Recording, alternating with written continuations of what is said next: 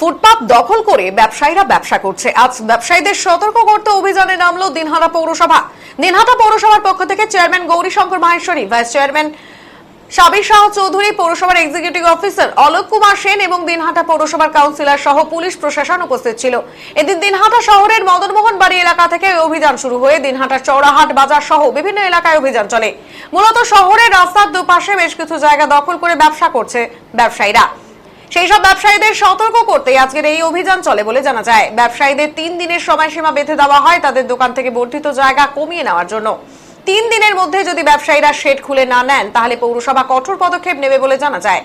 এদিন শহরের মূল রাস্তায় বেশিরভাগ অংশেই দেখা যায় ব্যবসায়ীদের দোকান বা বাঁশ বা কাঠের কাঠামো দিয়ে অনেকটাই বেশি করে নিয়েছে তারা। পাশাপাশি বিভিন্ন যানজটের সমস্যা তো রয়েছে। টোটোর বিরুদ্ধে এদিন অভিযান চলে পৌরসভার পক্ষ থেকে।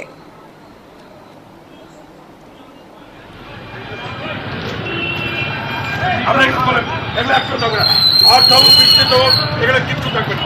আমরা বাঁধ এটা বলছি বলে গেছে ট্রেন সব ভিতরে গাড়িগুলো সব ভিতরে নিয়ে নেয় না, ভিতরের জায়গা আছে ওই লেভেলের কিলোমিটার। এটা কার